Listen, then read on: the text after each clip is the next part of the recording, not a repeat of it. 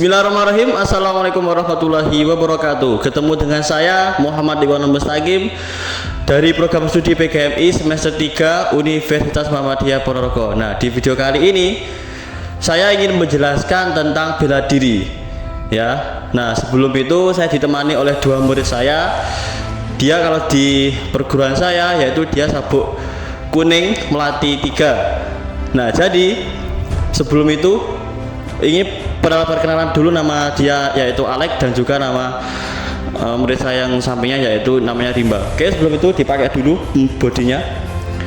Nah, bela diri itu adalah sebuah bentuk perlawanan maupun membela diri kita dari beberapa hal.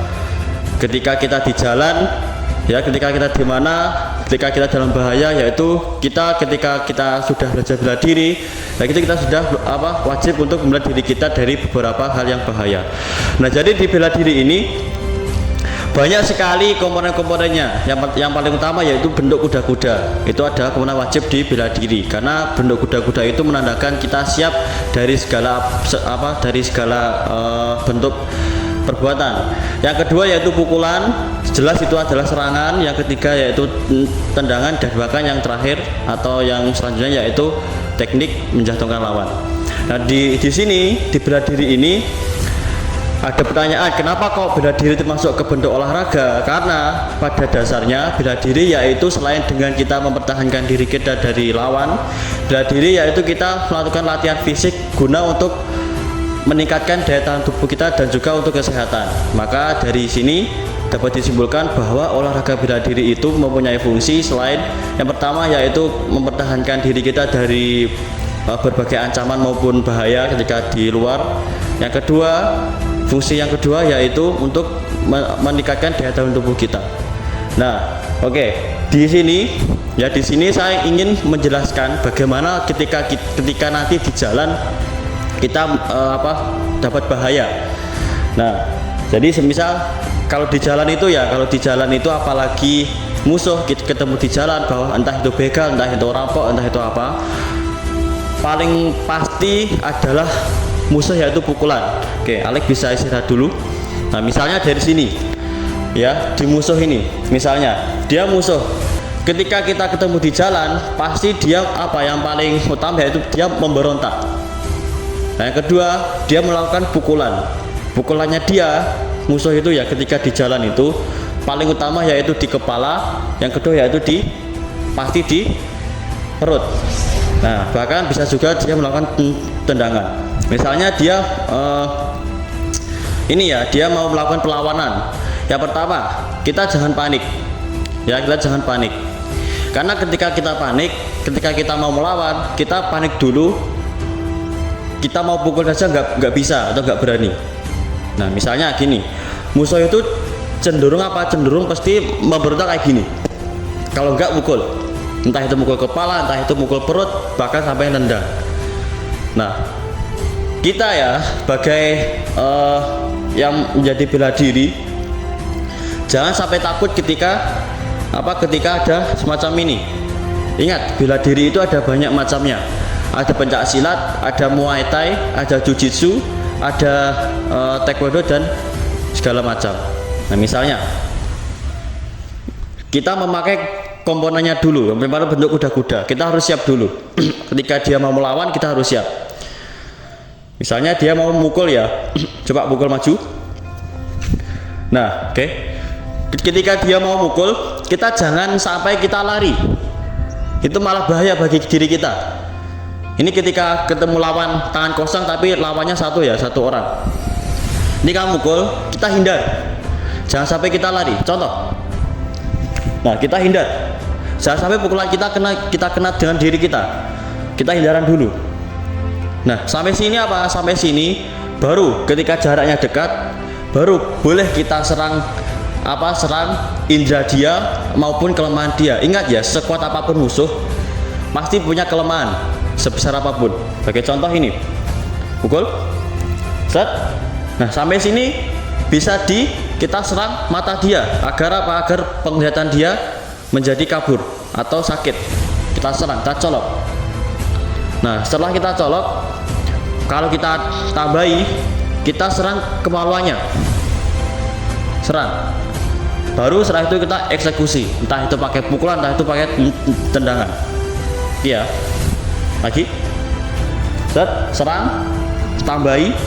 Nah, sampai gini, baru apa? Ketika dia merasa kesakitan, baru kita pukul, tendangan. Itu adalah cara melumpuhkan lawan. Ini, cepat ya. Hop, set, dash. Nah, ini ketika kita punya refleks cepat, daya tahan tubuh kita cepat, kuat, sehat, dia sekali pukul dia merasakan sakit, kayak gitu. Nah, ini kalau kita mengantisipasi kalau pukulannya dari depan. Tapi kalau dari samping, misalnya dari samping kepala, kita dekati, jangan menjauh. Contoh, hop. Nah, kita dekati dengan apa? Dengan ini menangkis melindungi kepala kita, tangannya. Ini ya, tangannya. Nah, sampai sini ya udah, kita tinggal bebas ya. Pertama apa? Kita serang dulu, kita pegang, serang kemaluannya, kemaluan, baru kita banting, terus kita eksekusi. Itu adalah cara melumpuhkan lawan satu. Nah, kalau dua bagaimana? Kalau dua, Alex masuk sini, ini ya, belah sana. Kalau dua, cenderung ini ada beberapa kemungkinan ya. Kalau dua itu, yang pertama dia maju satu-satu, yang kedua dia maju bersamaan. Ini misalnya maju satu-satu dulu, misalnya Alex ya, Alex maju dulu terus disusul Rimba, misalnya pukul kepala. Ayo, hop.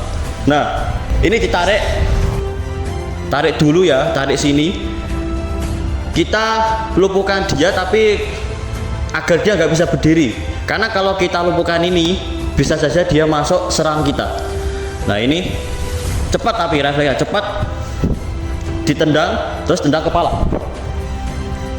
Nah, baru kita serang dia ya, serang dia, entah itu pakai tendangan, entah itu pukulan. Jadi ketika lawan dua, ketika maju satu-satu kayak gitu. Tapi misalnya maju bersamaan, kayak contoh ya, sini satu, maju bersamaan, nyerang kepala, nyerang pukulan misalnya, siap, hop. Nah, kita menghindarnya, kita cari celah. Jadi kita menghindar dulu, kita habisi yang ini. Otomatis ketika kita habis yang ini, dia merasa terkecoh dan juga ngamuk lawannya.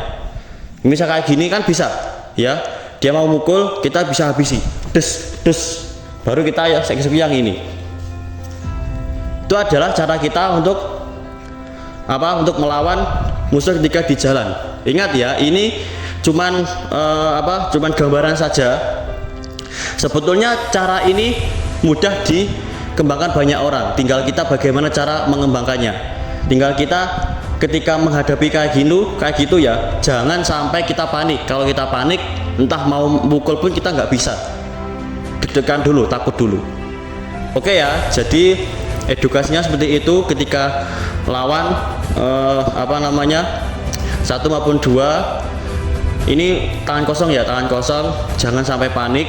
Kalau nanti panik, ingat tujuan bela diri apa? Tujuan bela diri untuk melindungi diri kita, untuk mempertahankan diri kita. Jangan sampai diri kita tersakiti oleh apapun ya, entah itu penyakit, entah itu bahkan dari bahaya apapun. Oke, mungkin itu dulu video dari saya. Mungkin dari pembahasan tadi masih kurang lengkap dan juga masih belum maksimal, saya mohon maaf yang sebesar-besarnya. Kita bertemu ke lain berikutnya. Oke, assalamualaikum warahmatullahi wabarakatuh.